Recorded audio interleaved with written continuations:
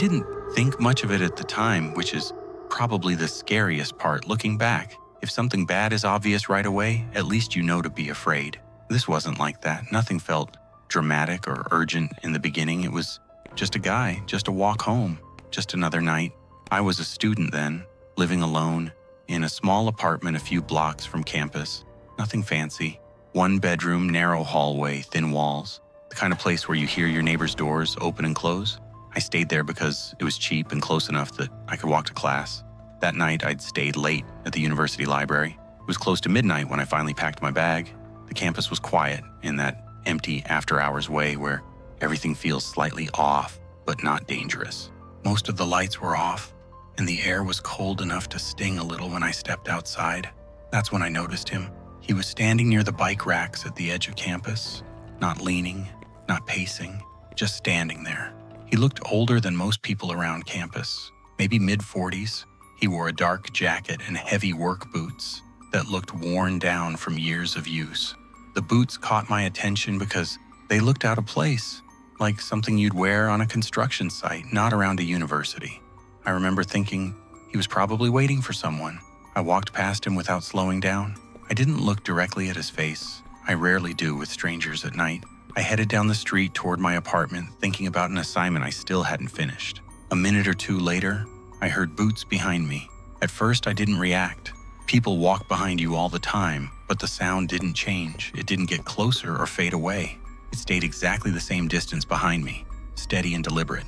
I slowed my pace. The footsteps slowed too. I sped up slightly. They sped up with me. That's when I felt that first flicker of unease. I crossed the street, pretending to check my phone. I didn't even have a reason to cross. I just needed to see what would happen. The footsteps crossed with me. I stopped completely and turned around. He was standing there again, about 20 feet back. He had his phone in his hand, but the screen was dark. He wasn't pretending very hard. When our eyes met, he didn't look surprised. He didn't look embarrassed. He just stared at me, expressionless. For a few seconds, neither of us moved. Then I turned around and kept walking. I didn't run. I didn't want to look like I was panicking, but my heart was beating fast enough that I could feel it in my throat. When my apartment building finally came into view, I unlocked the door and slipped inside as quickly as I could, locking it behind me.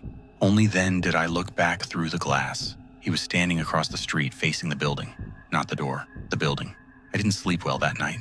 Every sound outside made me sit up. I checked my locks more times than I can count. By morning, I felt stupid, tired, convinced I'd scared myself over nothing. The next day was normal. Classes, coffee, conversations that didn't matter. By the evening, I'd almost convinced myself the whole thing had been coincidence. Then I saw him again. I was walking home just before sunset when I noticed the boots first. Same cracked leather, same heavy soles. My stomach dropped before I even looked up. He was standing near a bus stop ahead of me. As I got closer, he slowly turned his head in my direction. He was smiling. Not a friendly smile, not threatening either, just wide and empty, like his face was doing it on autopilot. I didn't stop. I didn't stare. I turned down a different street and took the long way home. I didn't hear footsteps behind me that night, but the feeling didn't go away. Over the next few days, I kept seeing him, not always close, sometimes across the street, sometimes at the edge of campus, sometimes just standing somewhere he didn't seem to belong. He never approached me, never spoke, just watched. By the fourth night, I was exhausted. I locked my door, checked the windows, and tried to sleep. Sometime after midnight, I woke up suddenly, not from a noise, from that feeling you get when someone is watching you. My apartment was completely quiet. I lay there, staring at the ceiling, trying to calm myself down. That's when I heard it. Soft scraping sound outside my door, slow, controlled, like someone shifting their weight on the floor. I got out of bed and moved toward the front door. Every instinct telling me not to. My apartment had a peephole. I'd never used it before. My hands were shaking as I leaned in. He was sitting on the floor directly outside my door. His back was pressed against it. His knees were pulled up to his chest. His arms rested loosely on them like he'd been there for a while, like he was waiting. I stepped back, covering my mouth to keep from making a sound. Then he moved. He lifted his head slowly and looked straight into the peephole, straight at me. His mouth stretched into a wide smile, wider than it should have been, and that's when I saw his teeth. They were completely black, not stained, not rotten, just black. Every single one. He stood up and leaned in close to the door, so close I could see the texture of his skin through the peephole. and he tried the handle. Once, twice, gently. The lock held. I backed away and called the police in a whisper, crouched on my bedroom floor. I didn't move until I heard sirens outside. When officers arrived, the hallway was empty. They searched the building, checked the area, and took my statement. One officer suggested it was probably someone who wandered inside. Another said stress can make people see things. But when I described his smile, they stopped interrupting me. They walked me to a friend's place that night. I moved out a week later. Months passed. I changed my routines. I stopped walking alone at night. I tried not to think about him. Last week, I got a message request from an account with no name and no picture. It said, "You lock your door faster now." I deleted it, but sometimes late at night, I still listen for boots in the hallway. Didn't think the phrase "no games" meant what it ended up meaning. At the time, I thought it was just another dating app cliche, something people say when they're tired of small talk and ghosting. If I'd known what she really meant, I wouldn't have shown up. I wouldn't have answered her message. I probably would have deleted every account I'd ever had. But none of that crossed my mind then. We matched late one night. Her profile was simple. No filters, no bios trying too hard. Just a few photos and one line of text. No games. I value honesty. That was it. No emojis, no jokes. Something about it felt serious. Refreshing, I guess. She messaged first. Not "hey," not "how are you." She said, "You seem consistent." That should have been the first red flag, but I laughed it off. We talked for a few days. She didn't flirt much, didn't overshare. She asked thoughtful questions. Where I grew up, what I studied, what I did now. Nothing invasive, just thorough. When I suggested meeting up, she agreed immediately. No hesitation. She picked a place, a quiet bar downtown, told me the exact time, told me to be punctual. Her last message before the date said, "No games." I like when people are exactly who they say they are. I got there 5 minutes early. She was already inside. She looked like her photos. Same hair, same clothes, same neutral expression. She didn't smile when she saw me, but she stood up and shook my hand like we were meeting for business. The date started off normal enough. We ordered drinks. She asked about my job. I asked about hers. She said she worked in data analysis but didn't elaborate. Her voice was flat, but not rude, just controlled. About 20 minutes in, she said, "You deleted your Twitter in 2016. I blinked. "Yeah, I guess so. You had 3,214 tweets. You deleted it after an argument about a movie remake." I laughed awkwardly. "Wow, that's specific." She nodded, like I'd confirmed something important. "You said the remake was pointless because it removed the ambiguity of the original ending." I stared at her. "I don't remember that." "You were right," she said. "The ambiguity mattered to you." The rest of the night shifted after that. She started mentioning things she shouldn't have known. Old usernames. Forums I hadn't visited since college. A Reddit post I deleted years ago after getting embarrassed. She didn't frame them as trivia or jokes. She stated them like facts. Calm. Precise. I asked how she knew all this. She took a sip of her drink and said, "You leave patterns. Most people do." I told myself she was exaggerating. That maybe she'd Googled me hard. People do that. Still creepy, but not unheard of. I tried to steer the conversation back to something normal. Then, she said my childhood nickname. Not one I used online. Not one my friends knew. One my mother used when I was little. My stomach dropped. "That's not... How do you know that?" I asked. She tilted her head slightly. "You mentioned it once. On a forum. It was a comment you deleted within 3 minutes." I couldn't speak. She continued, her tone unchanged. "You were responding to someone talking about sleep paralysis. You said your mother used to sit on the edge of your bed when you were a child and call you that nickname when you couldn't move." I felt cold. I had never told anyone that in real life. Ever. I stood up and told her I needed some air.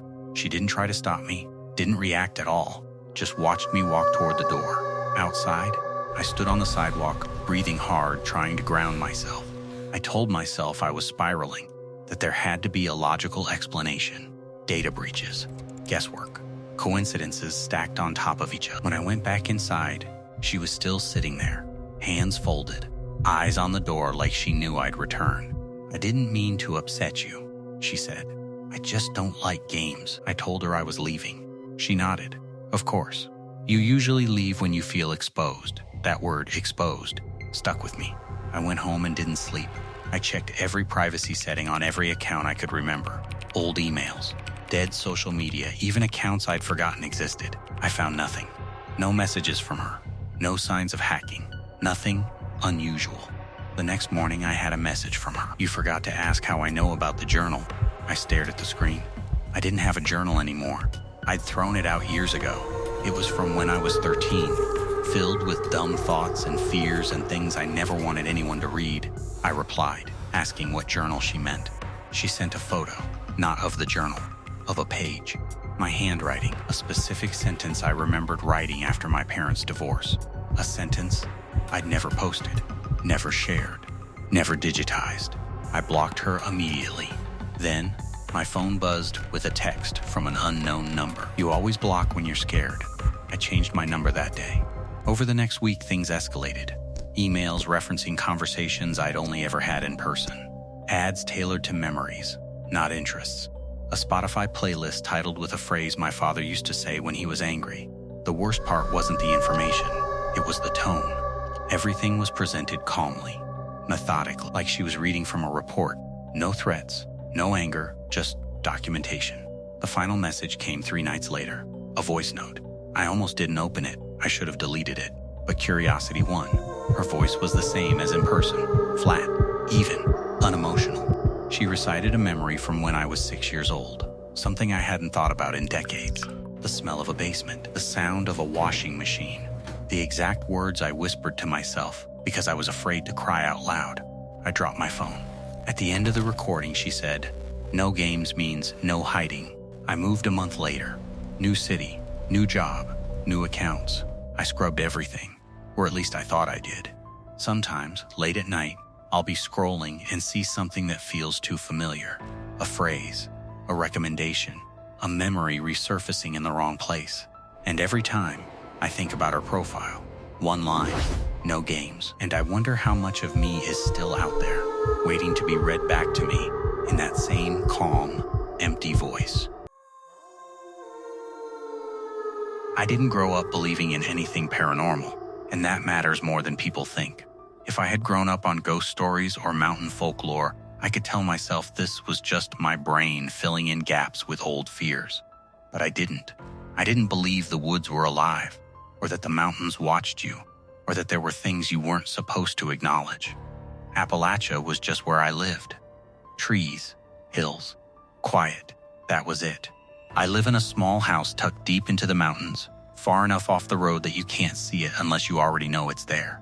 No neighbors close enough to hear you shout. No streetlights. At night, the darkness presses right up against the windows so hard they turn into mirrors. You don't see outside. You see yourself staring back. That night started like any other. My fiancé and I ate dinner, watched TV for a while, and eventually drifted into our usual routines. He went into the bedroom to lie down and scroll through his phone. I stayed in the living room, half watching something I didn't care about, half scrolling through mine. It was around 11:30 when I heard the whistling. At first, I thought it was outside. That wouldn't have been strange. You hear animals, wind moving through the trees, sometimes cars cutting through the curves too fast. But this wasn't distant. It wasn't muffled by walls or glass. It sounded close. It was one single clear whistle, slow, controlled, like someone standing just a few feet away, doing it deliberately. I paused the TV. The house went silent except for the low hum of electricity in the walls. I listened, holding my breath without realizing it. The whistle came again. Same note, same length, same patient pace. I stood up, more annoyed than scared. My first thought was that my fiancé was messing with me. He liked to joke around, and I figured he was hiding somewhere, waiting for me to react. I called his name.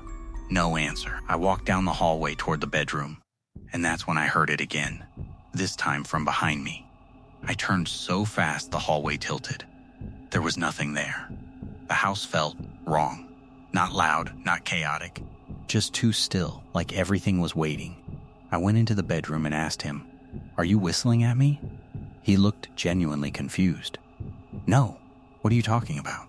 I told him what I'd heard. He laughed, but it was forced, the kind of laugh people use when they don't like where a conversation is going.